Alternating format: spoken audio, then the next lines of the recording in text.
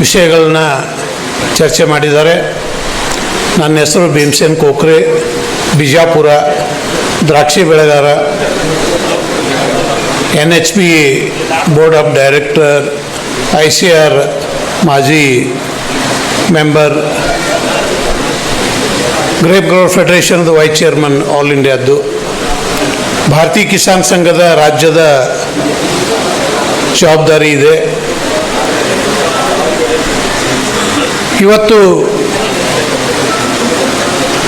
ರಾಜೇಂದ್ರ ಪೋದ್ದಾರ್ ಅವರು ಈ ಮಾವು ಬೆಳೆಗಾರರ ಸಂಘದ ಸಲುವಾಗಿ ನಾನು ಇವತ್ತು 3ನೇ ಸಲ ಅಟೆಂಡ್ ಆಗೋದು.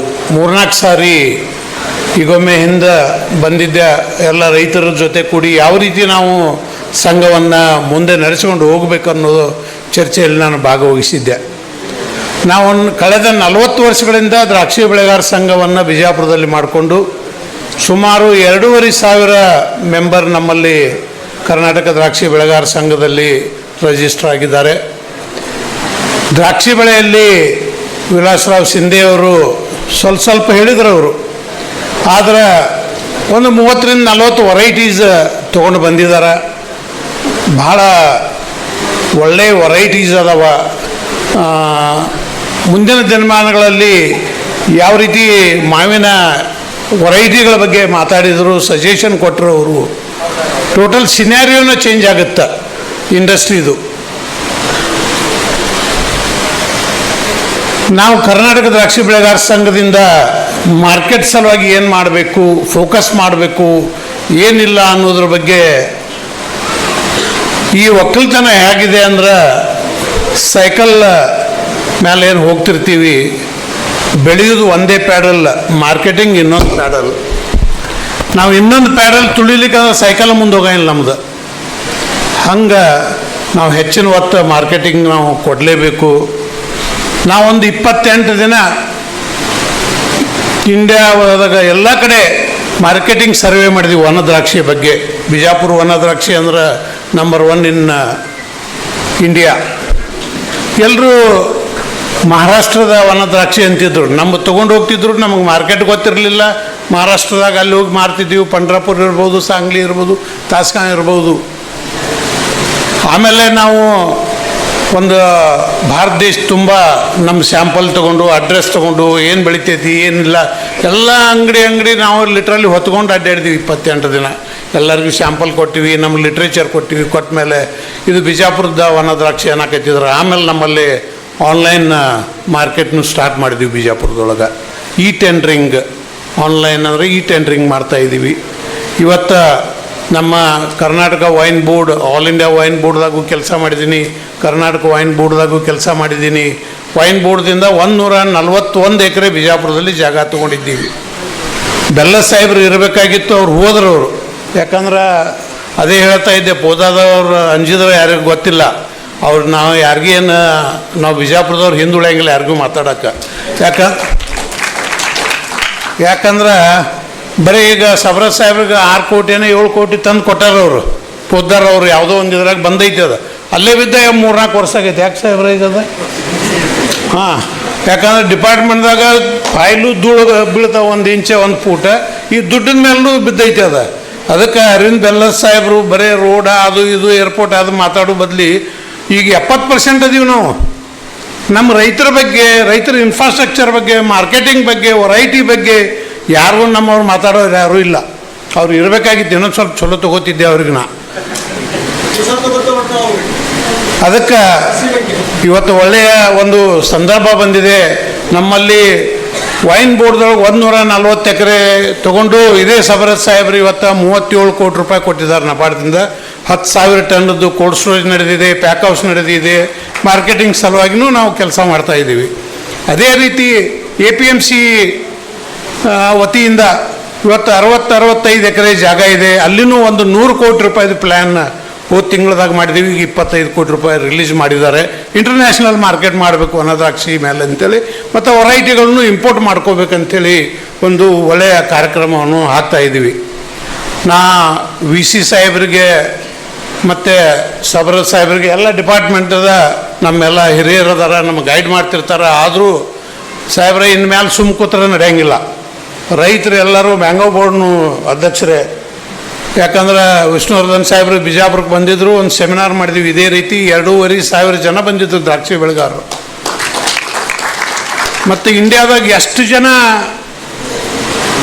ಹಿರಿಯ ದ್ರಾಕ್ಷಿ ಬೆಳೆಗಾರರು ಒಟ್ಟರು ಬಂದಿದ್ದರು, ಸೈಂಟಿಸ್ಟ್ಗಳು ಅಷ್ಟು ಬಂದಿದ್ದರು, ಒಬ್ಬರು ಬಂದಿರಲಿಲ್ಲ.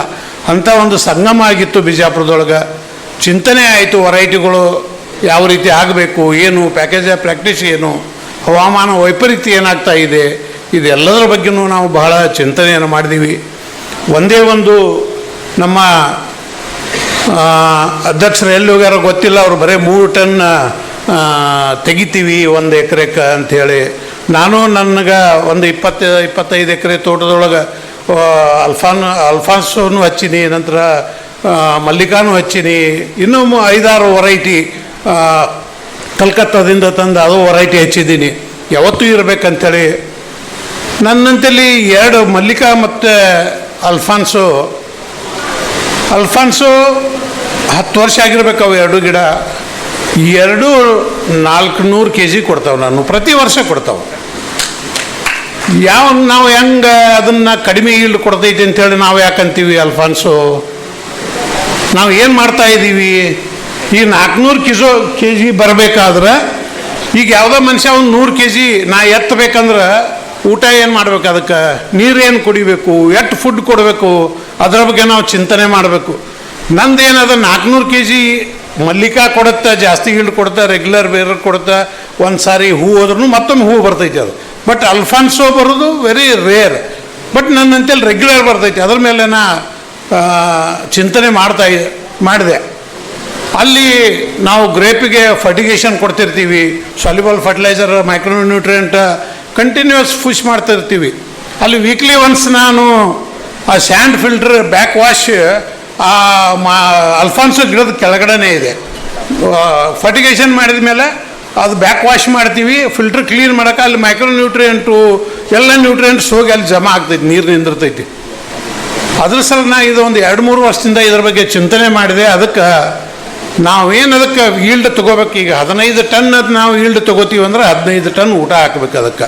ಈ ಧಾರವಾಡದ ನಂತರ ಹುಮನಾಬಾದ ಅಲ್ಲಿನೂ ಸ್ವಲ್ಪ ಬೆನಗಿ ಸಾಹೇಬ್ರಿಗೂ ಅವ್ರಿಗೂ ಮಾತಾಡಿದೆ ನಾ ಇದ್ರ ಸಲುವಾಗಿ.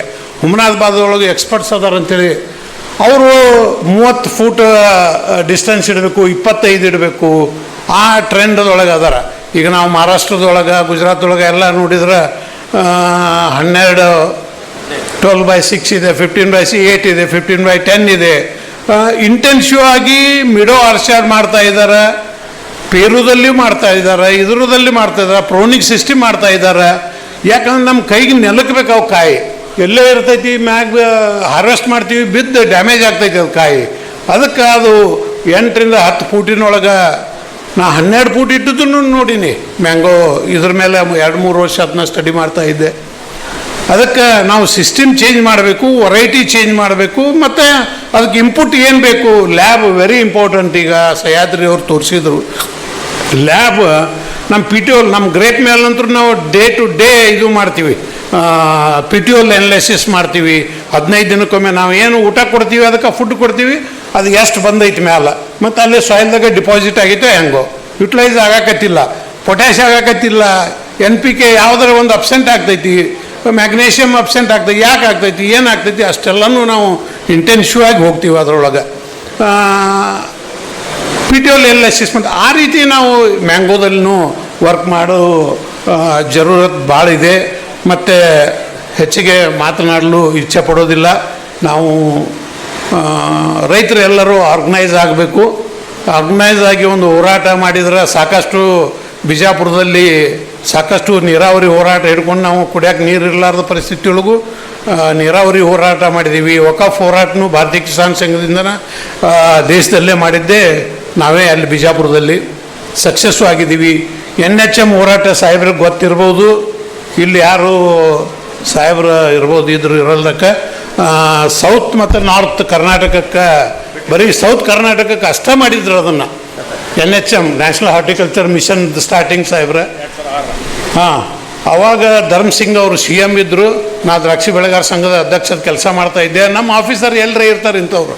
ಅವ್ರು ಹೇಳಿದ್ರು ಫೀಡ್ಬ್ಯಾಕ್ ಮೀಟಿಂಗ್ದಾಗ ಹಿಂಗೆ ಅನ್ಯಾಯ ಮಾಡಕತ್ತಾರ ಉತ್ತರ ಕರ್ನಾಟಕಕ್ಕೆ ಅಂತೇಳಿ. ಆಮೇಲೆ ನಾವೆಲ್ಲ ಮಹಾರಾಷ್ಟ್ರ, ಆಂಧ್ರ, ಕರ್ನಾಟಕದ ಎಲ್ಲ ಡಾಟಾ ಕಲೆಕ್ಟ್ ಮಾಡಿ ಇದು ಮಾಡಿಕೊಂಡು ರಿಪೋರ್ಟ್ ಮಾಡಿಕೊಂಡು ಹೋಗ್ಕೊಂತೀವಿ. ನಮ್ಮವರಾದ ಒಂದು ಮೊದಲೇ ದಿನ ಮೀಟಿಂಗ್ ಬರೋದು 27 ಮಂದಿ MLAಗಳು ಕೂಡಿಸಿದ್ದೀವಿ ನಾವು. ಕೂಡಿಸಿ ಅವ್ರಿಗೆಲ್ಲ ಹೇಳಿದೀವಿ. ಅವ್ರಿಗೆ ಬೇರೆ ಬೇರೆ ಕೆಲಸ ಇರ್ತಾವೆ, ಇವು ಗೊತ್ತಿರಂಗಿಲ್ಲ. ಕೂಡಿಸಿ ಹೇಳೋಣ ಅವ್ರಿಗೆ ಅರಿವು ಆಯಿತು. ಆಮೇಲೆ ಸೀರಿಯಸ್ ತೊಗೊಂಡ್ರು ಎಲ್ಲರೂ. ಹೆಸರು ಹೇಳೋದು ಬೇಡ ತೊಗೊಂಡು ಆಮೇಲೆ ಮತ್ತೊಂದು ದಿನ ಧರ್ಮಸಿಂಗ್ ಅವರು ಎಲ್ಲ ಇದಕ್ಕೆ ಹೋಗಿದ್ರು ತಿರುಪತಿಗೆ. ಅವ್ರಿಗೆ 10,000 ಜನ ಕೂಡ್ಯಾರ ಅಂತ ಹೇಳಿದ್ರು. ನಾವು ಇರೋರು 4 ಮಂದಿ ಇದ್ದೀವಿ ಅಲ್ಲೇ.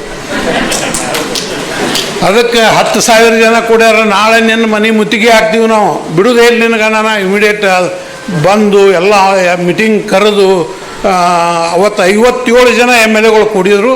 ಹಾರ್ಟಿಕಲ್ಚರ್ ಮಿನಿಸ್ಟ್ರ್ ಓಡಿ ಹೋದವ, ಯಾಕಂದ್ರೆ ತಪ್ಪೇ ಮಾಡಿದ್ದವ ಅಲ್ಲೇ.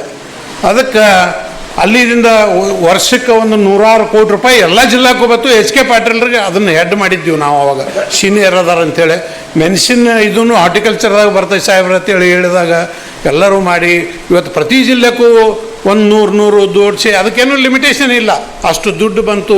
ಎಲ್ಲ ಸಮಗ್ರ ಕರ್ನಾಟಕಕ್ಕೆ ದುಡ್ಡು ಬಂತು. ಈ ವಿಷಯ ನಾ ಯಾಕೆ ಹೇಳಕತ್ತೀನಂದ್ರೆ, ನಾವು ಸಂಘಟನೆಯಾಗಿ ಹೋರಾಟ ಮಾಡಿದ್ವಿ ಅಂದರೆ ಏನು ಬೇಕಾದರೂ ಮಾಡೋಕ್ಕೆ ಸಾಧ್ಯ ಇದೆ. ಯಾರೂ ದೊಡ್ಡವರಲ್ಲ, ಯಾರೂ ಸಣ್ಣವರಲ್ಲ ಇಲ್ಲೇ.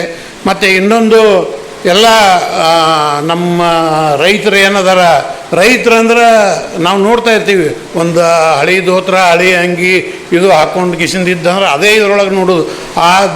ಇದು ಆಗಬಾರ್ದು. ಮುಂದಿನ ಸಲ ಎಲ್ಲ ಮಾವು ಬೆಳೆಗಾರ ಕೋಟ್ ಹಾಕೊಂಬರ್ಬೇಕಂತೇಳಿ ಹೇಳಿ ಆ ಕೋಟ್ ಹಾಕುವ ಲೆವೆಲ್ಗೆ ಹೋದಾರ ಅವ್ರು ತರ್ತಾರಂಥೇಳಿ ಆಶಿಸಿ ನನ್ನ 2 ಮಾತನ್ನು ಮುಗಿಸ್ತೇನೆ. ಜೈ ಹಿಂದ್, ಜೈ ಕರ್ನಾಟಕ.